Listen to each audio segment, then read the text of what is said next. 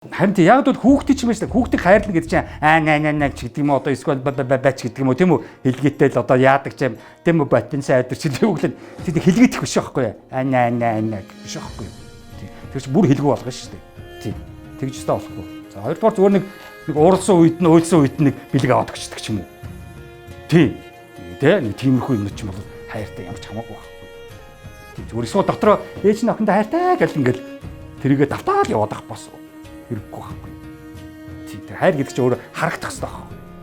Тийм харагдах хэрэгтэй, мэдрэгдэх хэрэгтэй. А тэр чинь жүжиглээд ямар ч боломжгүй. Чи хайртай болж тэр нь чи одоо өстө уруу ухаан хэрэгтэй дээ. Тэр талаар өөрөө бас ойлголттой байх хэрэгтэй. Байхгүй бол тэгэл байхгүй. Тэр жүжиглэх л асуудал гарна. Ээж нь ямар хайртай ажтай л гэж давтаад байх. 15 6 өрөөд хаяал яваад. Баяртай. Нэг залуу дагаад яваад. Тэгэхээр хайр байж тээ өөрөө хитрхийх бас ингээд нэг хүний төлөө ингээд хүний хэрэгт оролцоод яаж нээж гэж лагад чинь хайр гэж бодоод байгаа байхгүй халамж гэж бодоод байгаа. Тэр чинь бүр дараатай байгаа байхгүй. Тийм. Тэгээд яаж нээж уцтаад өдөр болгон уцталцаад өдөр болгон ээж наа гэл ингээд тэрийг нэг хүн хайр гэж ойлгоод байгаа байхгүй. Үгүй байхгүй. Бүр илүү бүр дарамт байхгүй тэр чинь.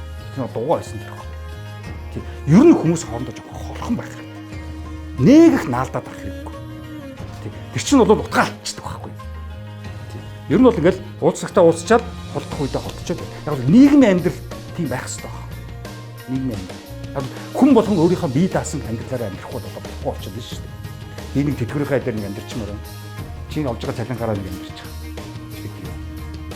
Би бас нэг өгчүүдтэй нэг уулзчмаар байна. Хүүхдээ жарах завгүй ч. Нөгөө охин одоо яадаг юм. Ажил мөрхтэй явнаа. Зүгээр таны наад өвчин зовлонтой ч бас зурлах завд охонд хаалга. Эмэгтэй ч юм уу эмчд үзүүлж जैन би явдаа тэгээд одоо дуудвал би ажилдаа явж байна. Маргааш ч идэх хүч. Ийм ч нэг нэгнээс нэг жоо хамааралгүй болох хэрэгтэй. Нэг нэгнээс хэдэргийн хамааралтай болох нэг нэгэнд амар их дарамт учруулж байна. Сэтгэлийн дарамт. Өтө очихгүй болохгүй, тэгэхгүй болохгүй. Ээж тэгээд байна ч гэдэг. Аав тэгээд байна ч гэдэг. Тэгвэл охин тэгээд байна. Хүү тэгээд байна. Миний нэг эрхчлөө эрх мөг гэж ном баг шүү дээ. Тэн дээр би бичсэн баг шүү дээ. Ээж охиноосоо чөлөөлөгдөх, охин ээжээсээ чөлөөлөгдөх, хүү аваасаа чөлөөлөгдөх, аав хүүгээсээ чөлөөлөгдөх. Тэр чинь жинхэнэ эрхчлөө биш. Тэрс одоо годомчонд гараад гинжлүүснийгээ эрхчлөө юу гэдгийг хязгаарлалаа гэх гэдэг байна.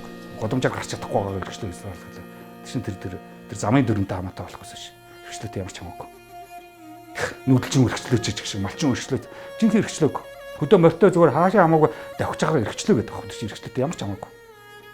Хүний хийж бүтээх, хэлэх, ярих, оролцох, оролцоо эрхчлөөтэй байх хэрэгтэй.